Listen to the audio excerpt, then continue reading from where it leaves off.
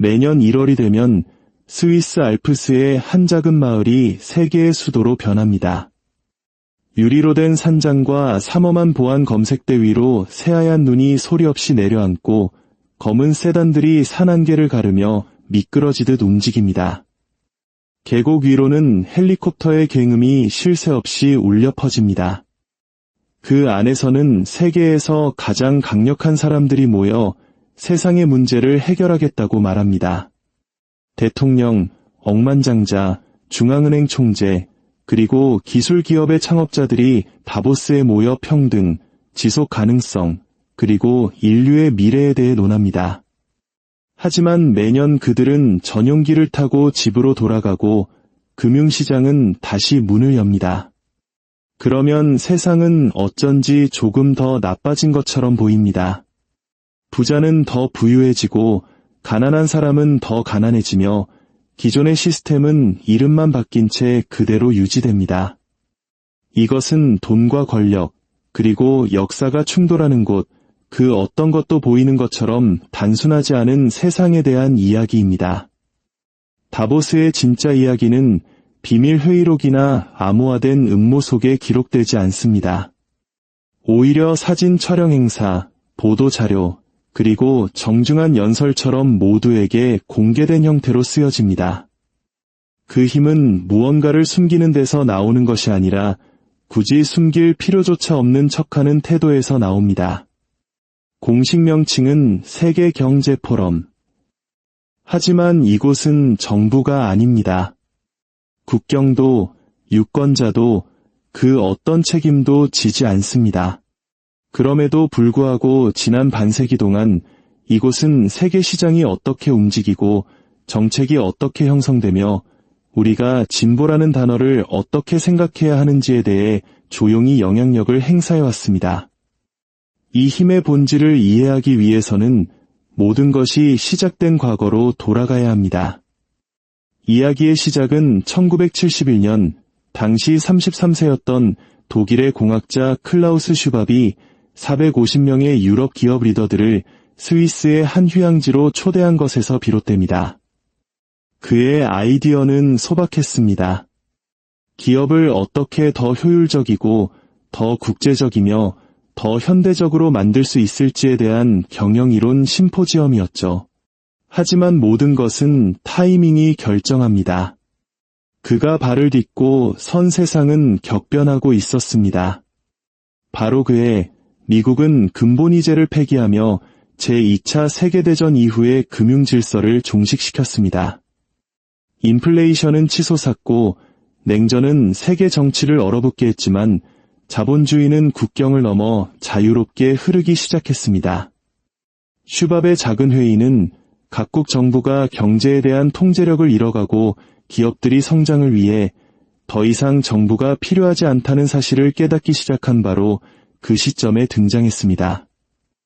유럽 경영 심포지엄이라 불렸던 이 모임은 새로운 무언가를 제공했습니다.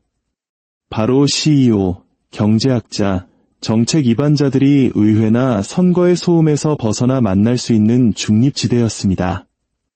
언론도, 시위도, 정치도 없는 오직 힘만이 존재하는 공간이었죠. 스위스는 완벽한 장소였습니다. 중립적이고 부유하며 비밀을 잘 지켜주는 나라. 은행으로 유명한 이 나라는 국경 없는 비즈니스를 위한 세계 최초의 모임이 열릴 가장 자연스러운 무대가 되었습니다. 이 모임의 목적은 민주주의가 아니었습니다. 바로 효율성이었습니다. 이는 마치 1970년대 한강의 기적을 이루기 위해 오직 효율성과 성장을 외치던 우리 대한민국의 모습과도 겹쳐 보입니다. 국가 주도의 성장 전략 속에서 정부와 기업이 긴밀히 협력했던 우리의 경험처럼 다보스는 정치를 넘어선 경제적 협력의 가능성을 보여주었습니다. 처음에는 그저 값비싼 호기심의 대상에 불과했지만 슈밥은 야심가였습니다. 그는 단순히 회의를 주최하는 것을 넘어 새로운 경제의 리더들이 같은 언어로 소통할 수 있는 글로벌 협력의 플랫폼을 만들고 싶어 했습니다. 1970년대 석유 파동과 경제적 혼란이 닥치자 다보스는 자신의 존재 이유를 찾았습니다. 각국 정부는 위기 속에 발이 묶였지만 기업들은 더 빠르게 적응했고 슈밥은 그들에게 무대를 제공했습니다. 1980년대에 이르러 다보스 회의는 더 이상 단순한 행사가 아닌 하나의 기관이 되었습니다. 세계화의 비공식 의회나 다름없었습니다. 1992년 이 모임은 세계경제포럼이라는 새로운 이름을 얻었습니다. 마치 유엔의 산하기구처럼 들리는 공식적인 이름이었지만 사실은 그렇지 않았습니다. 세계경제포럼은 국제기구가 아닌 사설재단입니다. 조약도, 감독기관도, 공적 자금도 없습니다. 그럼에도 불구하고 세계 지도자들은 글로벌 엘리트들 사이에서 자신의 존재감을 드러내기 위해 매년 이곳을 찾기 시작했습니다. 대통령들은 자국이 비즈니스에 열려 있다는 것을 증명하기 위해, 중앙은행 총재들은 시장에 신호를 보내기 위해, 그리고 CEO들은 규제를 형성하기 위해 이곳을 찾았습니다. 다보스는 단순한 만남의 장소를 넘어 권력자들이 서로의 중요성을 확인시켜주는 글로벌 야망의 거울이 되었습니다. 그리고 그때 미묘한 변화가 일어났습니다. 냉전이 끝나고 소련이 붕괴하자 자본주의는 유일한 승자로 우뚝 섰습니다. 근대 역사상 처음으로 경쟁 이데올로기가 사라진 순간이었습니다. 세계경제포럼은 바로 그 순간을 포착했습니다. 이윤 추구를 진보 추구로 재포장했습니다. 세계화는 새로운 보편적 신앙이 되었고 다보스는 그 바티칸이 되었습니다. 워싱턴에서 모스크바, 베이징에 이르기까지 모든 대륙의 정치인, 재벌, 금융가들이 글로벌 계급의 일원으로 인정받기 위해 이 스위스 산골짜기로 성지순례를 떠났습니다. 이것이 바로 슈밥이 창조한 것의 천재성이었습니다. 다보스는 권력을 정복하지 않았습니다. 대신 그것을 흡수했습니다. 국가와 싸울 필요 없이 그들을 초대했습니다. 접근성, 정당성, 그리고 협상 테이블의 한 자리를 약속했습니다. 모두가 그 자리를 원했습니다. 구조는 간단했습니다. 세계경제포럼은 회원제로 운영되었습니다. 일반 기업 회원의 연회비는 약 6만 달러였지만 핵심 그룹인 전략적 파트너가 되려면 60만 달러 이상을 지불해야 했습니다. 이 파트너들은 평범한 기업이 아니었습니다. 블랙록, 골드만삭스, 마이크로소프트, 화이자, BP, 구글 등 세계 경제를 움직이는 거인들이었습니다. 그 대가로 그들은 법을 만들고 조약을 협상하며 중앙은행을 통제하는 사람들과 직접 만날 수 있는 기회를 얻었습니다. 평등, 포용, 환경에 대한 공개 토론과 연설은 대중을 위한 쇼였습니다.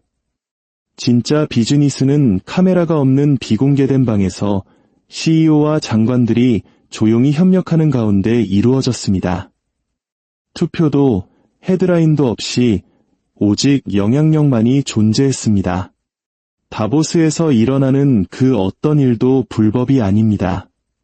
바로 이 점이 다보스의 탁월함입니다. 이것은 음모가 아니라 설계된 대로 정확히 작동하는 시스템입니다. 세계에서 가장 강력한 경제 주체들을 한 방에 모아두면 그들은 굳이 계략을 꾸밀 필요가 없습니다. 그저 서로의 이해관계를 조율할 뿐입니다. 매년 새로운 주제가 제시됩니다. 4차 산업혁명, 거대한 리셋, 이해관계자 자본주의, 모두 미래지향적으로 들립니다. 하지만 그 아이디어들은 항상 한 방향을 가리킵니다. 글로벌 자본을 더 안정적이고 예측 가능하며 수익성 있게 만드는 정책들입니다. 팬데믹 이후 세계경제포럼이 거대한 리셋을 외쳤을 때 그 언어는 유토피아적이었습니다. 공정하고 지속 가능한 세상을 재건하자. 하지만 실질적인 효과는 분명했습니다. 대규모 공공지출, 디지털 인프라 구축, 그리고 친환경 정책이라는 이름 아래 수십억 달러가 민간 기업의 손으로 흘러 들어갔습니다. 세상은 리셋되고 있었지만 그 주체는 이미 세상을 소유한 자들이었습니다. 다보스의 진정한 힘은 그들의 태도에 있습니다. 그들은 결코 지배한다고 주장하지 않습니다. 돕는다고 주장합니다. 법을 통과시키는 대신 법이 쓰이는 언어를 형성합니다. 시장을 지시하는 대신 시장의 도덕적 정당성을 정의합니다. 오염으로 이익을 얻는 바로 그 기업들이 기후변화에 대한 토론회를 후원할 때 그것은 위선이 아니라 전략입니다. 개혁의 서사를 통제할 수 있다면 그 개혁의 비용을 감당할 필요가 없게 됩니다. 2000년대 초 세계경제포럼은 회의를 넘어 하나의 문화로 진화했습니다. 영 글로벌 리더 프로그램을 통해 미래의 지도자들을 양성하며 다보스의 사고방식을 세계 곳곳으로 퍼뜨릴 정치인, 경영인, 인플루언서들의 네트워크를 구축했습니다. 이들은 무엇을 믿어야 할지 지시받을 필요가 없었습니다. 이미 그렇게 믿고 있었기 때문입니다. 그들은 모두 진보, 효율성, 그리고 필연성이라는 같은 언어를 사용했습니다. 이것이 바로 다보스를 강력하게 만드는 것입니다. 연기 자욱한 방에서 꾸미는 비밀 계획이 아니라 투명한 유리 방 안에서의 조용한 합의. 누가 시스템을 통제하느냐의 문제가 아니라 누가 그 시스템에 감히 의문을 제기하지 않기로 동의하느냐의 문제입니다. 얼음과 낙관주의로 둘러싸인 알프스의 회의장에서 권력의 새로운 사제단이 탄생했습니다. 왕이나 장군이 아닌 경영자와 경제학자들의 사제단입니다. 그들은 세상을 정복하지 않았습니다. 대신 관리했습니다. 그리고 매년 카메라가 돌아가고 분열된 세계에서의 협력, 신뢰재건과 같은 슬로건이 울려 퍼질 때마다 같은 무언의 진실이 공기 중에 떠다닙니다. 시스템은 고장 난 것이 아니다. 의도된 대로 완벽하게 작동하고 있을 뿐이다. 바로 여기서 진짜 이야기가 시작됩니다. 오늘날 사람들은 다보스를 세계의 운명을 결정하는 그림자 의회로 상상하지만 그것은 신화에 가깝습니다. 진실은 더 조용하고 더 효과적입니다. 다보스는 명령을 내리지 않습니다. 의견의 일치를 만들어냅니다. 지도자들에게 행동을 강요하는 대신 그들의 행동이 필연적인 것처럼 들리게 하는 언어를 제공합니다. 인식이 현실을 지배하는 세상에서 그것이야말로 진정한 권력입니다. 2008년 글로벌 금융위기가 닥쳤을 때 세계경제포럼은 주주가 아닌 이해관계자를 우선하는 새로운 종류의 자본주의를 촉구했습니다. 혁명적으로 들렸지만 현실은 시스템을 붕괴시켰던 바로 그 기업들이 이제는 시스템의 구원자인 척 자신들을 브랜딩하는 것이었습니다. 그들은 위기 이후 영향력을 잃지 않았습니다. 오히려 더욱 공고히 했습니다. 2020년 팬데믹이 닥치자 세계경제포럼은 거대한 리셋이라는 새로운 슬로건을 들고 나왔습니다. 위기를 이용해 세계 경제를 더 공정하고 친환경적인 기반 위에서 재건하자는 아이디어는 매혹적이었습니다. 하지만 그 이면에는 현상 유지를 재포장하려는 또 다른 시도가 있었습니다. 리셋은 부의 재분배를 의미하지 않았습니다. 그것은 인간 삶의 다음 단계를 디지털화하고 자동화하며 수익화하는 것을 의미했습니다. 이 시스템이 어떻게 작동하는지 자세히 들여다보십시오. 세계경제포럼에 자금을 대는 바로 그 기업들이 지속 가능한 에너지, 디지털 신원, 글로벌 무역에 대해 정부에 자문하는 패널에 앉아 있습니다. ESG 기준을 만드는 컨설팅 회사가 그 기준을 준수하기 위한 감사 서비스를 판매합니다. 포용을 외치는 은행들은 알프스의 비공개 회의에서 조용히 통화 정책을 형성합니다. 다보스는 음모가 아니라 엘리트 협력의 가시적인 건축물입니다. 밖에서는 그 상징성이 거의 연극처럼 변했습니다. 매년 활동가들이 눈 속에서 시위를 벌이는 동안 지역 공항에는 전용기들이 줄지어 늘어섭니다. 안에서는 세계 지도자들이 탄소 중립에 대해 연설하며 삼페인 잔을 부딪힙니다. 이 모순조차도 이제는 의식의 일부가 되었습니다. 다보스는 건드릴 수 없으며 이선은 더 이상 숨을 필요조차 없다는 증거처럼 말입니다. 하지만 참석률은 결코 떨어지지 않습니다. 다보스는 모든 권력 구조가 결국 도달하게 되는 지점, 즉 하나의 무대가 되었기 때문입니다. 여기에 불참하는 것은 곧 자신이 중요하지 않음을 인정하는 것입니다. 다보스의 진정한 힘은 악수나 연설이 아닙니다.